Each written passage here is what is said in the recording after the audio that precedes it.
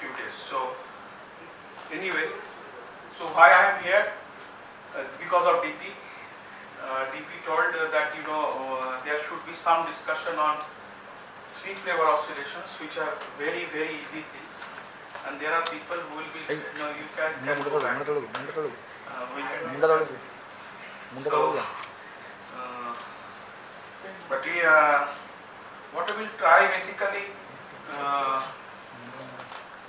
it's not ये काम नहीं कर रहा.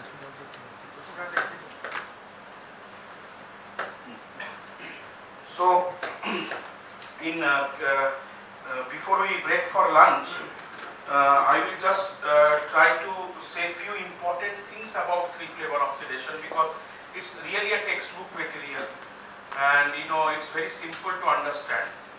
But definitely when you want to do research on this issue, then definitely you need to have a very in-depth knowledge, and you need to know also that what are the unsolved issues that we have, and what are in which directions people are working. So my goal will be basically to take you there, because it's a very important and important field, and very exciting field, and lots of activities are happening. If you just open archive, you can confirm my words that it's a very active field of research. Why active? Because as Eddie was telling yesterday, that for a phenomenologist, your life becomes very interesting when there are experiments going on. You suggest something, if it can be falsified in near future, at least even in your lifetime, you feel happy that okay, I said something, I was wrong or I was correct. So this is the philosophy most of the phenomenology people, even theory people, they would like to adopt. That let's propose something, or if something is happening. So as far as neutrino oscillation experiments are concerned, like every day our data bank like LHC is running, and they are accumulating huge amount of data which they will be analyzing in say next 10 years or so. The same is true with neutrino, but only caveat with neutrino is that neutrinos is very weakly interacting, and LHC is on the other corner. It is so highly strongly interacting. So these guys are not capable like Arun and people to how to collect the data, how to store them. And for us the problem is there are so too many, too few events. We are just waiting like that okay, there will be some interaction, we will see some event. So we are sitting LHC and neutrino like at the two extreme pole as far as experiments are concerned.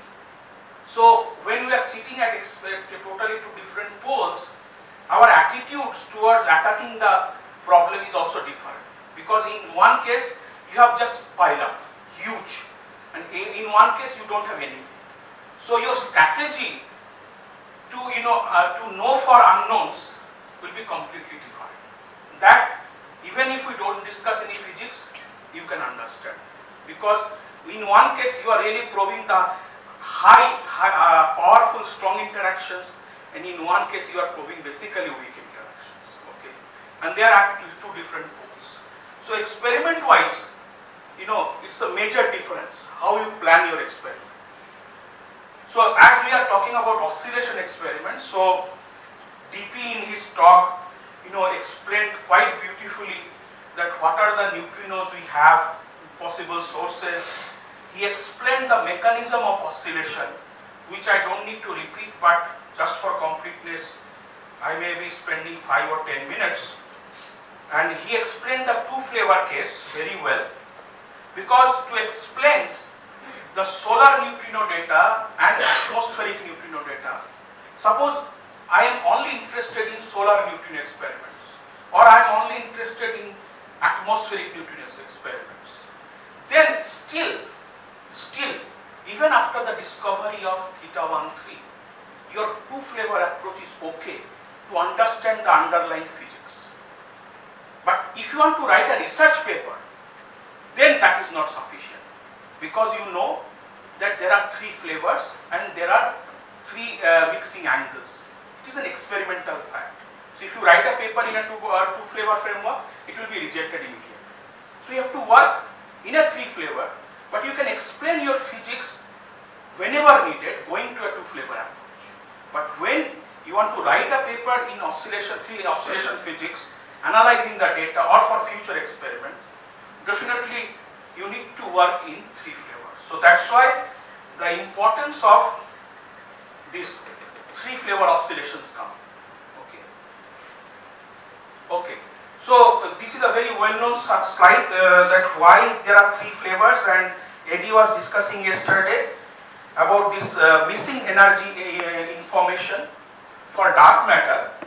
But as you all know that in lab experiment it was an electron-positron collider, and they had a center of mass energy around 90 JeV or 100 JeV, around 100 JeV, and they were looking for this process that E plus E minus are colliding and producing a Z, is a neutral particle, and then you just measure the outgoing products of Z decay. Now from Z you can have say mu plus mu minus pair or a E plus E minus pair, but these are charged particles, so they will leave track in your tracker and you can see them. So these we call the visible decay. But if this Z is decaying into something which will not leave track in your traditional experiment, like if they are neutral, say, then they will not leave any track. They don't have any electromagnetic interaction inside the detector. Then we can call them that those guys are there because your theory is telling, because if you just measure the decay width which goes for the observed channels, it will not match with the total decay width of Z. So something is missing, and that missing decay width is responsible for creating some missing particles. So that is basically the invisible decay width of Z, and like these neutrinos, if they are created, and they can be created, and depending, this A is a running index on the light active number of neutrinos. So it has to be produced in pairs. Just from lepton number you can see Z doesn't have any lepton number, so to conserve the lepton number you should have a neutrino-antineutrino pair. Now from that measurement of invisible decay width, you can see that this is one of the remarkable plot. I always think that how precise can be an experiment. Okay, so and in 90s. So you see this green line where these red blobs are the data points from lab, and now you have a theory where you can calculate your invisible decay width and you are fitting, because how many number of active neutrinos you have, that goes as an input in your theory to fit the data. And you can see if you assume 2 neutrino, it will give you the red line, and 4 neutrino it will give also this red line. But if you assume 3 neutrino, how good that fitting is between theory and the data.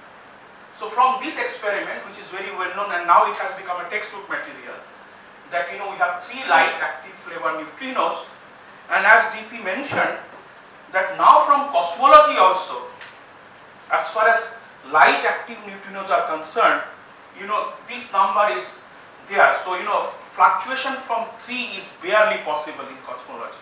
Okay, and standard cosmology.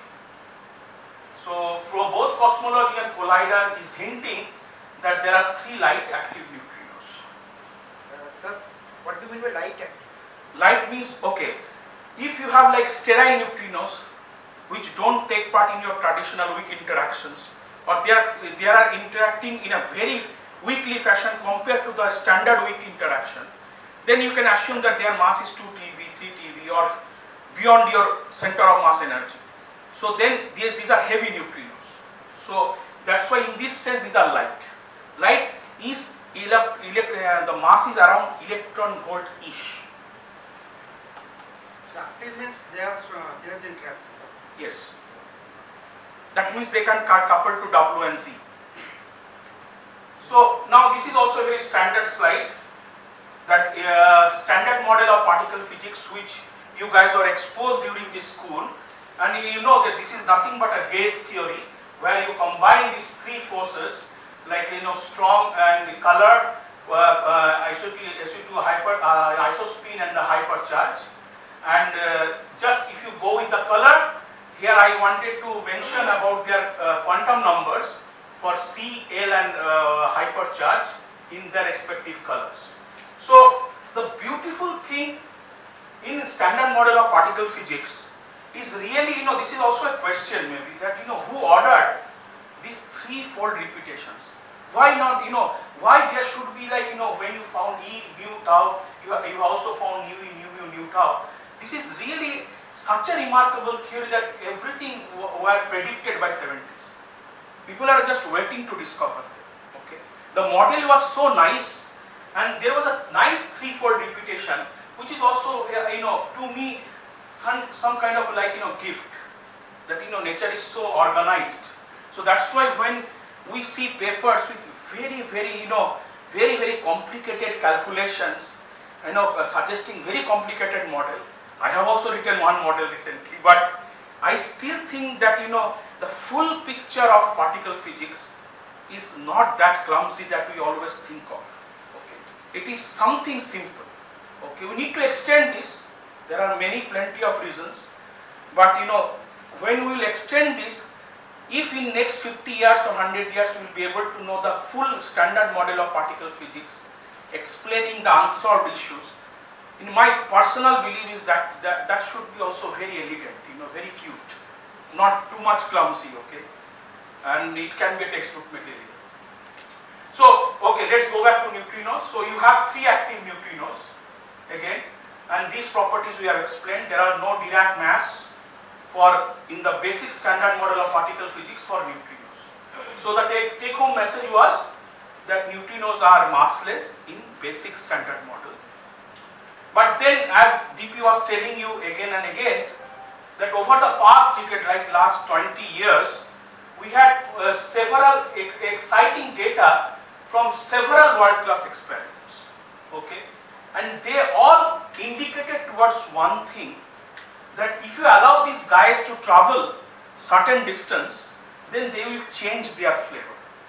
Now, I would like to emphasize here that we are very rigid.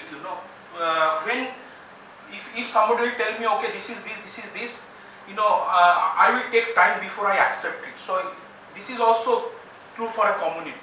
So when the first data came, or second data came, or there are 3-4 experiments they are hinting, people had doubts. But when the experiments covering different ranges of L and E, they started giving you data, because people are just focused on solar neutrinos, where you only probe MEV neutrinos, and the range is sun to earth distance. But when the atmospheric neutrinos came, it was a multi-GeV neutrinos. The distance was different, because the atmospheric height is 15 km, or if it is coming through the earth, it is 10,000 km. But they are also telling you the same property. So when you confirm the same phenomena over a wide choices of energy and L, then the belief consolidate in the community that okay, this phenomena is really a true phenomenon. So here, why the data from different experiments are needed?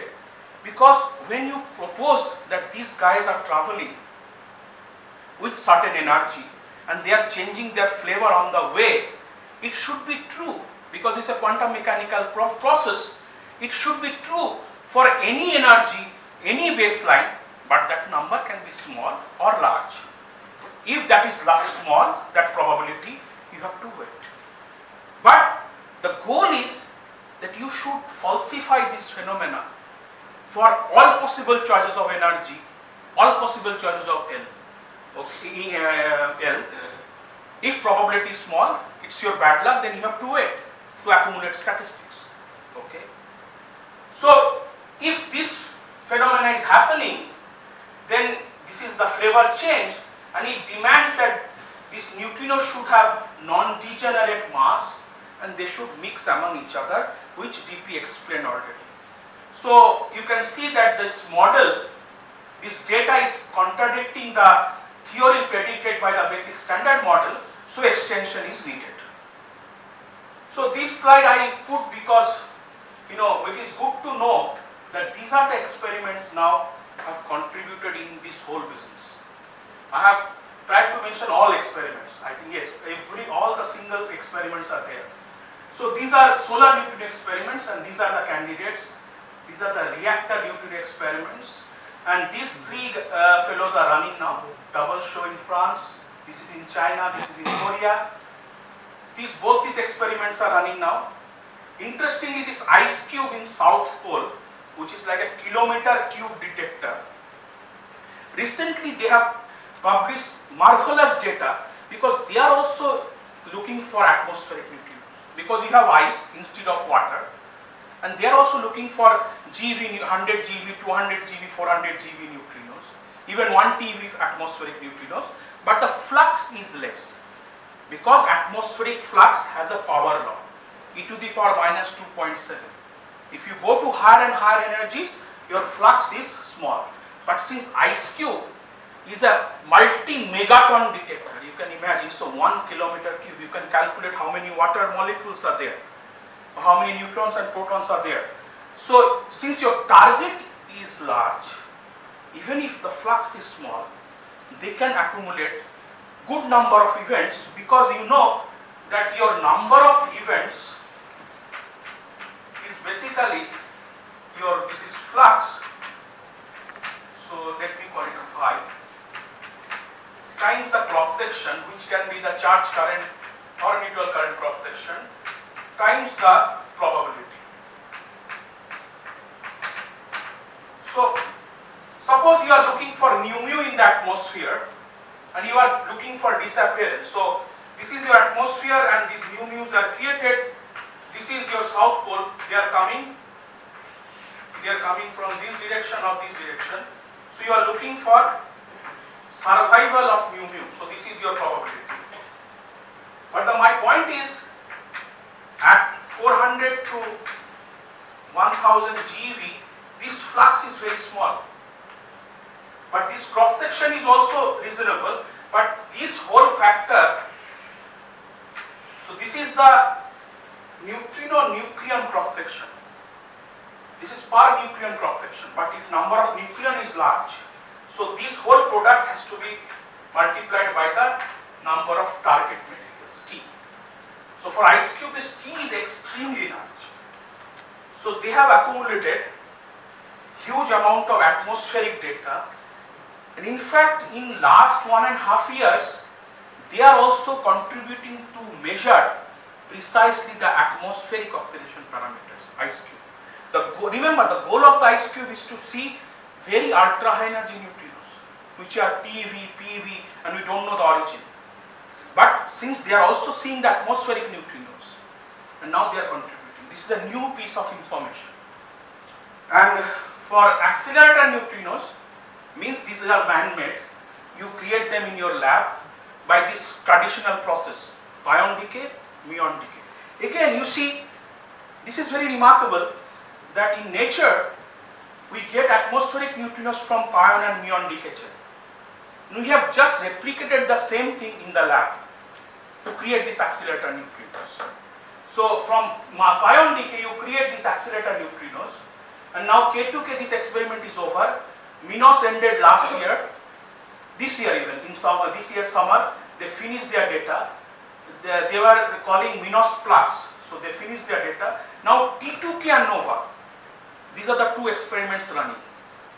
And very nice results they are giving for CP violation and Masaraki. This is in Japan, this is in Finland. So let's come back to the story. So we have detected these 4 classes of neutrinos, and these are the flavors. So you can see we do not have any direct production of nu tau. This is one interesting area of research that you see we are all looking for this low beta decay or pion decay or muon decay, and you can see that if you want to have a nu tau and then you need to produce tau, so tau itself has a 5 to 6 GeV threshold. Okay, so direct production of nu tau, like it